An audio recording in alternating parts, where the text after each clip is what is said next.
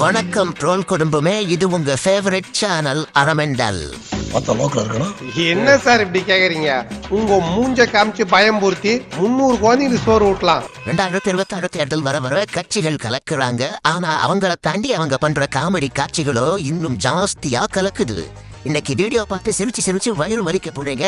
ரெடியா? வாங்க வீடியோக்குள்ள போயிடலாம். லைக் பண்ணி சப்ஸ்கிரைப் பண்ணி பெல் அடிச்சு வைங்க. இன்னைக்கு அரசியல் காமெடி கலெக்ஷன் ஸ்டார்ட் ஆகுது. யாராவது மேல அதிகாரி ஊமத்துல எங்க இருக்கா? ஒரு கலவரத்தை வித்தியாசமா அடக்க போயிருக்காரு சொல்லு. சிலரு வாயை கொடுத்து வாயை புண்ணாக்குவாங்க. சிலரு அறிவுபூர்வமா பேசுறதா நினைச்சு முட்டாள்தனமா பேசி வாங்கி கட்டிப்பாங்க. அப்படித்தான் இங்க ஒருத்தர் 2000 அடி வாங்கியிருக்காரு. அடி கொடுத்தது யாரு? அடி வாங்கினது யாரு? அவரு யாரு? யாரு அந்த அவரு? வாங்க பார்க்கலாம். விஜயண்ணா, உங்க வேலூர் பரப்புரை பார்த்து அதுல எதுவும் இல்லைன்ற ஆதங்கத்துல ஒரு வீடியோ ஒன்று போட்டேன். உங்களுடைய ரசிகர்கள், ஆமா அவங்க ரசிகர்கள் மட்டும்தான், ஏன்னா இன்னும் அரசியல் வயப்படலையே. அவங்க எல்லா சோஷியல் மீடியா சைட்லயும் என்னை கடிச்சு வச்சிட்டு இருக்காங்க. இவனை இப்படியே விட்டா ஊர்ல இதே பண்ணிட்டு தெரியுமா? பேசாம இவனுக்கு காலை கடிக்க மாதிரி காய அடிச்சு விட்டுருங்க.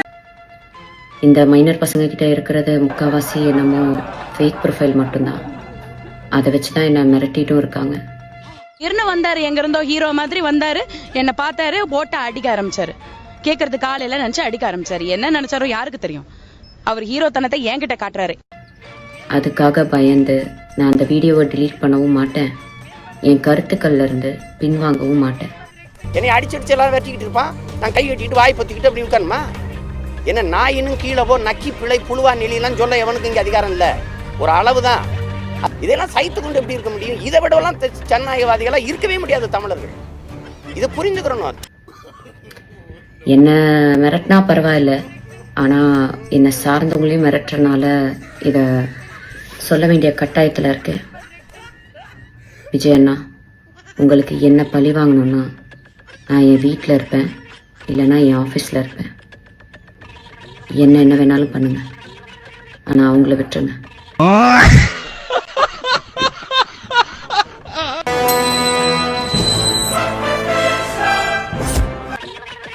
நீங்கள் பணியூரை விட்டு வெளியே வர மாட்டீங்கல்ல? நான் இன்னும் உயிரோட தான் இருக்கேன். நான் வேணா பணியூர் வரேன். என்ன திட்டின மாதிரி தான், மக்களை திட்ட மாதிரிலாம் யாரையும் உள்ள இழுத்து போட மாட்டேன். ஒரு பெண்ணுக்கு சோஷியல் மீடியாவில் முக்கியமாக எவ்வளோ மரியாதையும் எவ்வளோ மதிப்பும் எவ்வளோ பாதுகாப்பும் உங்கள் ரசிகர்கள் மத்தியில் இருக்குன்றத அந்த வீடியோ கீழே இருக்க கமெண்ட் செக்ஷனை டைம் இருந்தால் படிச்சு பாருங்க. நன்றிண்ணா.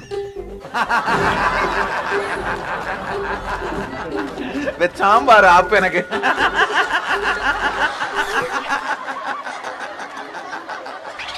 இந்த மெடல் இப்போ என்ன சொல்ல சொல்லுங்க சார். ஜெய் ஸ்ரீராம். நான் சொல்லு ஜெய் ஸ்ரீராம். சொல்லு ஜெய் ஸ்ரீராம். எங்க தமிழ் பிரச்சனை சொல்ல சொல்லுங்க பார்க்கல. அது நான் சொல்றேன்ப்பா. சொல்லு ஜெய் ஸ்ரீராம். பார்க்கலாம். Open challenge. இப்போ நான் ஓப்பன் சேலஞ்சு எங்க சொல்ல சொல்லுங்க பார்க்கலாம். என் மொழிக்கு என் கடவுளுக்கு புரியுற மொழியிலான கந்தனுக்கு அரோகரா முருகனுக்கு அரோகரா தான் போடுவேன். முருகன்ட்ட போய் நான் ஏன் ஜெய் ஸ்ரீராம்னு போட போறேன்? ஜெய் ஸ்ரீராம்னு போட்டா அவன் சங்கி. ரெட்டல பாதி சங்கியா மாறிடுச்சு, சத்தியனு சங்கியா மாறிட்டாரு. திருப்பரங்குன்றத்துல போய் முருகன்ல கந்தனுக்கு அரோகரா முருகனுக்கு அரோகரான்னு பாடுவேன் நானு. நான் ஏன் அங்க போய் ஜெய் ஸ்ரீராம் பாட போறேன்? நான் ஏன் பாடணும்? நான் அதைத்தான் கேட்கிறேன். ஹிந்து ராஷ்டிரா என்கிற வளையத்திற்குள் அதிமுக சிக்கிவிட்டது. நீ கேட்ட ஒவ்வொரு கேள்வி என்ன செருப்பால் அடிச்ச மாதிரி இருக்குடா. மாதிரி இல்ல, உண்மையிலே செருப்பால தான் அடிச்சது. என்னப்பா, எங்க அண்ணன் என்ன பண்ணுனாலும் தூக்கி போட்டு இந்த அடி அடிக்கிறீங்களே, அவர் பண்றது தப்பா முடியுதா இல்ல அவர் தப்பு மட்டும்தான் பண்றாரா? நமக்கே குழப்பமா தான் இருக்கு. ரெண்டு பேருக்குள்ளயும் என்ன ஒரு ஒற்றுமை? அந்த நாஜி சல்யூட், அந்த உறுதி ஏற்கிற அந்த நாஜி ஸ்டைலில் உறுதி ஏற்கிறது என்பது ஒரு சர்வாதிகாரத்தின் ஒரு குறியீடாக பார்க்கப்படுகிறது. மக்களை கொடுங்கோல் ஆட்சியில் பல லட்சம் பேரை கொன்று குவித்த ஹிட்லரை நினைவு கொடுத்தக்கூடிய ஒரு விஷயமாக பார்க்கப்படுது. அது போன்ற ஒரு சல்யூட், அது போன்ற ஒரு உறுதி ஏற்கும் முறையைத்தான் இன்னைக்கு விஜய் பயன்படுத்தியது உண்மையிலேயே ஒரு பெரிய சோகம், பெரிய வெட்கமும் கூட. ஏழை இப்படி பண்றிய கிறுக்கு மெண்டல் பயிலுலா செத்த பயிலுலா மூஞ்சி மோரையும் ரெண்டு பேருக்குள்ளையும் என்ன ஒரு ஒற்றுமை அப்படின்னா, நம்ம ஹிட்லர் அண்ணாச்சி தன்னோட படை வீரர்கள் செத்துட்டு இருக்கும் போது பங்கருக்குள்ள போய் ஒழிஞ்சுக்கிட்டாப்புல. நம்ம விசை அண்ணாச்சி தன்னோட தொண்டர்கள் செத்துக்கிட்டு இருக்கும் போது பனையூர் பங்களாவில் போய் ஒழிஞ்சுக்கிட்டாப்புல. ஆஹா கூட்டத்தை பூரா திருப்பி விட்டானே. இல்ல 8 கோடி பேருக்கு எங்க சின்னத்தை ரீச் பண்ணியாச்சு. அடுத்த முதலமைச்சர் எங்க அண்ணன் தான். ஜனநாயகம் திரைப்படம் ரிலீஸ் ஆகும்போது தமிழக முதல்வர் விஜய் நடிக்கும் ஜனநாயகம்னு வந்துடுமோன்னு இவர் சொல்றதை கேட்கும் போது எனக்கே தோணுதுங்க. வீடியோ பார்த்துட்டு யாரும் மடக்கு ஊதியன்னு அவரை கிட்டாதீங்க. அவர் உயரத்துக்காவது கொஞ்சம் மரியாதை கொடுங்க, ஓகேவா? ரீசெண்டா நான் பஸ்ல போனேன். மகாபலிபுரம் டு கோவளம் வரைக்கும் போனேன் ஒரு சர்வே எடுக்கிறதுக்காக. நானும் என் ஆபீஸ்ல வேலை பார்க்கறே ஒரு தோழரும் போனோம். கேப் எல்லாம் போட்டுட்டு போகும்போது நம்மளுடைய சின்னம் இருக்கு பாருங்க, எந்த அளவுக்கு ரீச் ஆயிருக்கு தெரியுமா? கோவளத்துல இருந்து கரெக்டா 7-8 ஸ்டாப், சாரி மகாபலிபுரத்துல இருந்து கோவளம் வரைக்கும் நான் போயிட்டு இருக்கேன். ஒவ்வொரு தாட்டி கண்டக்டர் விசில் அடிச்சுக்கிட்டே இருக்காரு, ரே ரே போலாம் இறங்க நிப்பாட்டு. நான் அப்பதான் நினைச்சேன், எத்தனை 1000 பஸ் ஓடிட்டு இருக்கு, ஒவ்வொரு ஸ்டாப்லயும் விசில் அடிச்சுட்டே இருக்காரு கண்டக்டர். அப்ப நண்பர்களே, நம்மளுடைய சின்னம் 8 கோடி பேருக்கு ரீச் ஆயிடுச்சு. என்னென்ன சொல்றான் பாருங்க, கம்பி கட்டுற கதையெல்லாம் எடுத்து போடுறாங்க. யோ என்னையா நீங்க மனுஷன் எவ்வளவு ஃபீலிங்கா பேசிட்டு இருக்காப்ல, எப்படிக்கா உங்களுக்கு எல்லாம் சிரிப்பு வருதோ? செம்ம காமெடியா இருக்கு. பாத்திருக்கேன், பார்த்தது இல்ல. இப்ப பாரு, இந்த விஜயும் மக்களும் வேறு வேறு இல்லை. இந்த விஜயும் மக்களும் ரத்தமும் சதையும் மாறி உடலும் உயிரும் மாறி ஒன்னிலிருந்து ஒண்ண பிரிக்கவே முடியாது.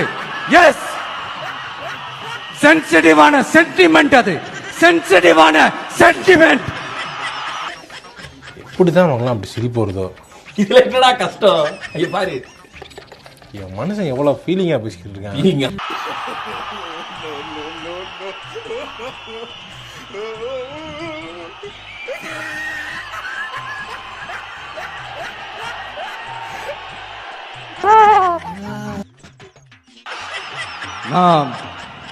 சாரி,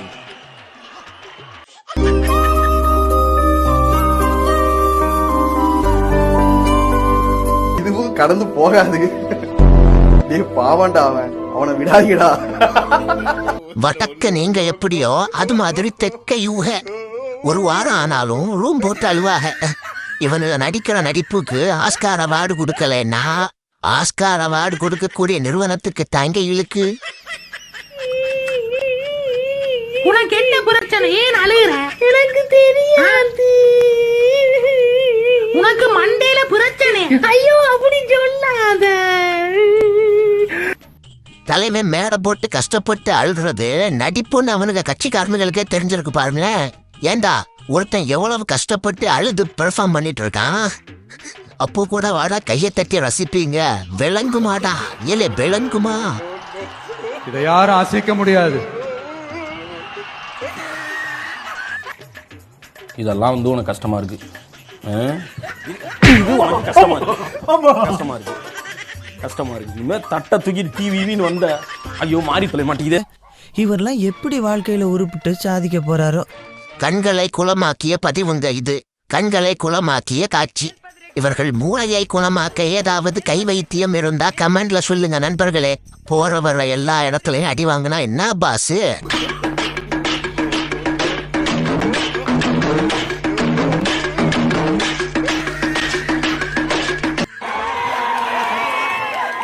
இந்த மண்ணுல வந்து அப்படி இப்படி ஏதாவது பண்ணலாம்னு நினைச்சா தலை வேற கால் வேற தனித்தனியா போயிரும்.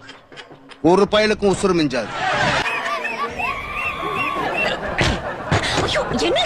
வளர்த்து வச்சிருக்கேன் ஐயர்ல நான் ரவுடி ஐயராக்க. இங்க வந்து பொருள் எடுத்து ஒரே போடா போட்டாங்க. டேய் கூட்டு போங்கடா, கோவத்துல போட்டுற போறேன். முரட்டு கால கேள்விப்பட்டிருப்பீங்க, முரட்டு அடி கேள்விப்பட்டிருப்பீங்க, முரட்டு எடிட் கேள்விப்பட்டிருக்கீங்களா? அப்படி நாங்கெல்லாம் உங்களுக்கு நண்பர்கள்னா அப்புறம் ஏன் சார் கரூர் விஷயத்துல ஏன் மேல பழி தூக்கி போட்டீங்க? உங்களுக்கு மனசாட்சின்னு ஒண்ணு.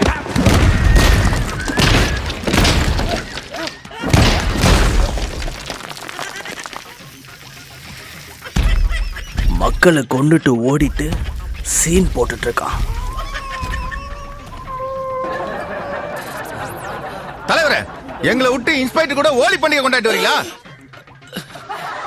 ஏண்டா கோழி அறுத்த மாதிரி அறுத்து அனுப்பியிருக்கேன். கோழி பண்டிகையா? அக்கா சொல்றத நீங்களே கேளுங்களேன். இவங்க அடி மட்டும் கொஞ்சம் வித்தியாசமா இருக்கு. ஆனா நல்லா இருக்கே, நல்லா இருக்கே, இது நல்லா இருக்குன்றல்ல. விஜய் அவர்கள் இன்னைக்கு வேலூர்ல அவர் நடத்தின மிக பிரம்மாண்டமான நடத்தின பரப்புரையில அவர் தேர்தல் வாக்குறுதியாக மிக முக்கியமான வாக்குறுதியாக கொடுத்திருக்கிறது. உலக வரலாற்றுல, இந்திய தேர்தல் வரலாற்றுல, தமிழ்நாட்டின் தேர்தல் வரலாற்றுல எந்த ஒரு அரசியல் தலைவரும் இதுவரை கொடுக்காத மிக முக்கியமான மிக வலிமையான ஒரு வாக்குறுதி என்னன்னா, இவருக்கு ஓட்டு போட்டு, இவருக்கு மட்டுமல்ல இவரோட சேர்த்து 234 தற்குறி, இவர் நிறுத்துற தற்குறி வேட்பாளர்களுக்கும் சேர்த்து ஓட்டு போட்டு இவரை முதலமைச்சர் ஆக்கிட்டா, தாவேகாவை தூக்கி தமிழ்நாட்டின் அரியணையில ஏத்தி உட்கார வச்ச பிறகு, இவர் முதல்வரான பிறகு இவர் கிராமம் கிராமமாக மக்களை சந்திப்பாராம். அதுதான் இவர் கொடுத்திருக்கிற மிக மிக முக்கியமான மிக பெரிய மிக வலிமையான வாக்குறுதியா. அகம்பாவத்துல ஆணவத்துல தலகால் தெரியாம ஆடாத, இது நிலைக்காது. கீழே விழுந்தேன்னா பல்லு பகடலாம். பேச்சுலர் பொறாமையில கத்தாத. கபி கபி மேரா தில்லுமே. ஐயோ, இவன் என்ன ஜென்மம், சரியான சாக்கடையா இருப்பான் போல் இருக்கே. எப்படிப்பட்ட ஒரு அரசியல் வாக்குறுதி, இது வரைக்கும் யாருமே கொடுக்காத வாக்குறுதி, யாருமே இது வரைக்கும் காதால கேட்காத ஒரு வாக்குறுதி. அவன் தற்குறிங்கிறதும் அவனை சுத்தி இருக்கிற ஆட்கள் தற்குறிங்கிறதும் நமக்கு தெரியும். ஆனா தமிழ்நாட்டு மக்களையும் அவன் தற்குறின்னு நினைச்சிட்டான் பாருங்க. நீ நிக்க வேண்டிய இடம் எது இல்ல, போய் கக்கு சீட்ட போய் நில்லு. Okay boss. என்னடா பாஸ், கக்கு சொல்லியா ஏறி குச்சி கூட சாப்பிட இடத்துக்கு போயிடலாம் பாஸ். முன்னாடி நிக்கிற அந்த 5000 பேரை மட்டும் நம்பி 5 கோடியே சொச்சம் லட்சம் வாக்காளர்கள் இருக்காங்க இன்னைக்கு தமிழ்நாட்டுல. இவங்களுக்கு எல்லாத்துக்கும் இவன் கொடுக்கிற வாக்குறுதி பாத்துக்கோங்க. விளங்கிரும்ல, இவனும் விளங்க மாட்டான், இவன் கட்சியும் விளங்காது. என்னோட கெரியரின் உச்சத்தை எப்படி, என்னோட கெரியரின் உச்சத்தை உதறிட்டு. யோ, என்ன நினைச்சிட்டு இருக்கீங்க? ஆவுன்னா எங்க அண்ணனை தான் தூக்கி போட்டு எல்லாரும் ஈஸியா அடிச்சு போட்டுவீங்க. ஏ வேம்புலி, என்ன எங்க வாத்தியாரைய பல்ல பிடிச்சு பாக்குறியா? அவர் புலியாக்கும், பல்ல பிடிக்கும் போதே கடிச்சு துப்பிடுவாரு. விஜய் கிறுக்கணையா நீ? அதே ரிப்பீட் டேப் அப்படியே ரோலு ரோலு, தீய சக்தி நானு விஜய். யோ, என்னையா கிறுக்கணையா நீ? நாம தான் இந்தாச்சு, மும்பை போயாச்சு, வந்தாச்சு, ரைட்ல ரைட்டு போயாச்சு. இல்ல தமிழ்நாடு நீ விஜய்னா தமிழ்நாடா, தமிழ்நாடுனா விஜயா? அது என்னத்துக்கு? தமிழ்நாடு தான் விஜய், இந்த விஜய் தான் தமிழ்நாடு. என் மேல அவதூறு பரப்புனா அது மக்கள் மேல அவதூறு பரப்புற மாதிரின்னு, எனக்கு அரசியல் தெரியலன்னு சொன்னா அது மக்களுக்கு அரசியல் தெரியலன்னு சொல்ற மாதிரின்னு, என்ன அசிங்கமா பேசுறா அது மக்கள் அசிங்கமா பேசுற மாதிரின்னு, எனக்கு எதிராக செய்யற ஒவ்வொரு செயலும் அது மக்களுக்கு எதிராக செய்யற செயல் அவங்களுக்கு தெரியாம போச்சு. ஏன் சார் ஆட்டோ டயர் தேர் அளவு போய் சொல்றீங்க? ஐயோ நிஜமாதாங்க ரஜினி, நானும் உங்களை கூர்ந்து கவனிச்சுக்கிட்டே வரேன். நீங்களும் தலைவர் மாதிரி பல தத்துவங்கள் சொல்லிக்கிட்டே இருக்கீங்க. உங்களுக்கு ஒரு டாக்டர் பட்டம் கொடுக்கலாம். அட நமக்கு எது கமல்? விஜய திட்டினா மக்களை திட்டின மாதிரியா? டேய் நீடா மக்கள் ஏண்டா லாஜிக் பத்தி எல்லாம் பேசுற? ஏண்டா இதுல லாஜிக் இருக்கா? துரு பிடிச்ச தலைய பச்சையா புளிவிட்டு போறா. இது புளிய மரம்பா. நதிமுள்ள விஷயம் எல்லாம் ஆராயக்கூடாது, அனுபவிக்கணும். ஏன்பா புளிய மரம் எல்லாம் தொங்கிட்டு இருக்குதுப்பா. அது ஞானப்படும். புரிஞ்சுக்கோ, நீ யாருன்னா நீ விஜய், சரியா? நீ ஒரு நடிகர். உனக்கு வர பணம் இருக்குல்ல, உனக்கு 1000 கோடி 2000 கோடி வருது இல்ல உனக்கு, அது உன் அக்கௌண்ட்ல, அது மக்கள் அக்கௌண்ட்ல இல்ல. அந்த பங்களால நீ இருக்கல்ல, அந்த பனியூர் பங்களால, அது உன் வீடு, சரியா? எங்க வீடு எங்க வீடு. என்ன சொன்னீங்க? கொஞ்சம் புரியுற மாதிரி சொல்லுங்க. அது உன் வீடு எங்க வீடு ஆயிடாது, உள்ள வர முடியாது எங்கனால. ஒன்ன திட்டினா நீ திட்டு வாங்கியா, நீ கிறுக்க மாதிரி பண்ணிட்டு இருப்ப. என்ன நம்ம மாற விட அதிகமா ஆட்டாரு? சார் கரூர் விஷயத்துல ஏன் மேல பழி தூக்கி போட்டீங்க? உங்களுக்கு மனசாட்சின்னு ஒண்ணு இருந்தா அப்படி பேசிருப்பீங்களா? ஏன்னா கரூருக்கு உனக்கு சம்பந்தம் இல்லையா? என்ன இது பேச்சுங்கிற? கொஞ்சம் கூட சூடு சொர்ணமான ரோஷம் எதுவுமே இல்லையாடா உனக்கு? கிறுக்கனாடா நீ? 41 பேர் இறந்து போயிருக்காங்க, கொடுமையாச்சு. ஓ மேல பழி போடாம மக்களுக்கு நொங்கு, மக்களுக்கு மக்கள் சேர்த்தா நீ சாவலியே. உன்னை பார்க்க வந்தவங்க தான்டா. தண்ணி குடுத்தியா? தண்ணி பில்லு காட்டு. தாவேக்கால இருந்து நாங்க இவ்வளவு ரூபாய்க்கு தண்ணி வாங்கணும் அன்னைக்கு. பில்லு காட்டு.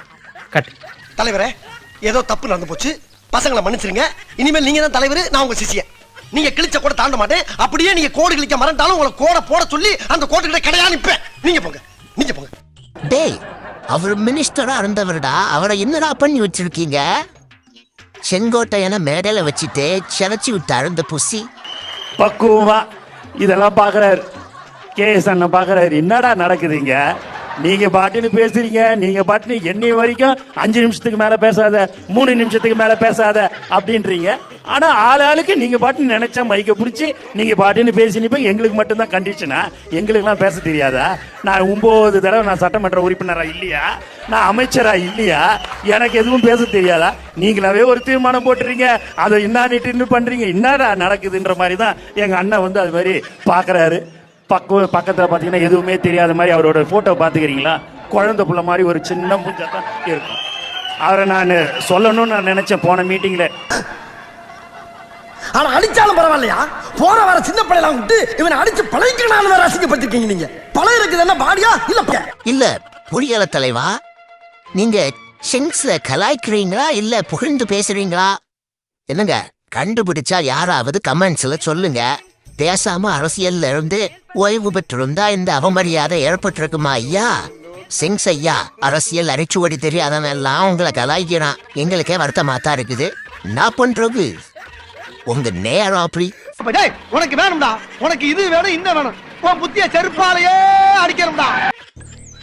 டேய் வாங்க, போற இடமும் போர்க்களம். அங்க புறமுதுக காட்டிட்டு ஓடாம கடைசி வரைக்கும் என் கூட இருப்பீங்கன்னு சத்தியம் பண்ணுங்க. என்ன கேப்பு? ஓ, இந்த கேப்பு தான் எனக்கு வைக்க போற ஆப்பா.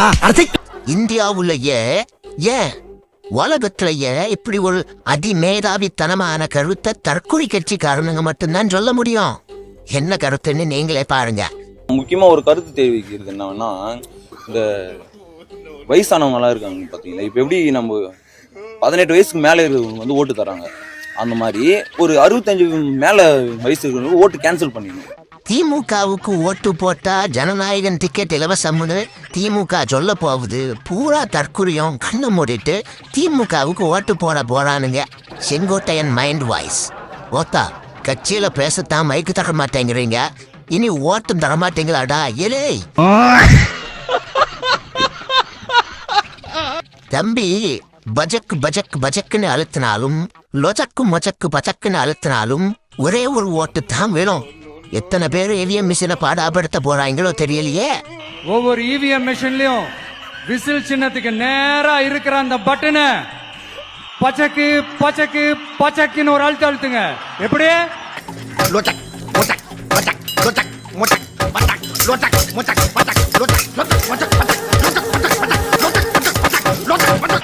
அவ்வளவுதான். அதிமுக ஆட்சி அமைச்சதும் 10,000 ரூபாய் கருணத்தொகையா நம்ம எடப்பாடி ஐயா கொடுக்க போறாராமுங்க. மக்களின் சுமையை குறைக்கும் வகையில் அனைத்து இந்திய அண்ணா திராவிட முன்னேற்ற கழக ஆட்சி அமைந்தவுடன் ஒவ்வொரு குடும்பத்திற்கும் கருணை தொகையாக 10,000 ரூபாய் வழங்கப்படும். டக்குன்னு சந்தோஷப்பட்டுறாதிய. இந்த வீடியோ பார்த்துட்டு அதுக்கு பருத்தி மூட்டை பேசாம குட்டோன்லயே இருக்கலாமே பழனிசாமி ஐயா அப்படின்னு எல்லாரும் கமெண்ட் பண்ணுவீங்க பாருங்களேன். அந்த நம்முடைய நிதி துறையைச் சேர்ந்தவர் நிபுணர்கள் மூலமாக எந்தெந்த வகையில வரி பெருக்க முடியுமோ உயர்த்த முடியுமோ, வரி பெருக்க முடியுமோ உயர்த்த முடியுமோ, வரி பெருக்க முடியுமோ உயர்த்த முடியுமோ அதை உயர்த்தி நாங்கள் அறிவிக்கப்பட்ட திட்டங்களுக்கு தேவையான நிதியை பெற்று திட்டங்களை செயல்படுத்தும். நீங்க ஒரு தத்தியா இருக்கீங்கன்னு நினைச்சோம், ஆனா இப்படி ஒரு புத்திசாலியா இருப்பீங்கன்னு நினைச்சே பார்க்கல. ரொம்ப நன்றி. அதுக்கெல்லாம் ஆய்வுகள் மேற்கொள்ளணும், புத்தகங்கள் படிக்கணும், நிறைய இருக்குங்க. நீ இவ்வளவு தூரத்துக்கு தத்துவம் பேசணும்னு எனக்கு தெரியாம போச்சு. எதையும் தாங்கக்கூடிய இதயம் உங்ககிட்ட இருக்குடா. உங்க வீட்டுல இருக்கிற ஒரு விஜய் தான், உங்க வீட்டுல இருக்கிற ஒரு விஜய் தான் வேட்பாளரா நிக்க போறாங்க. சுறா பாத்துட்டு வந்தாங்க எங்க அம்மா, அப்படியே நான் வீட்டுக்கு வந்தோடனே பிறந்தேன். நீ எல்லாம் பிறந்ததே ஒரு சாபக்கே, முடிஞ்சா இன்னைக்கே போய் செத்துரு.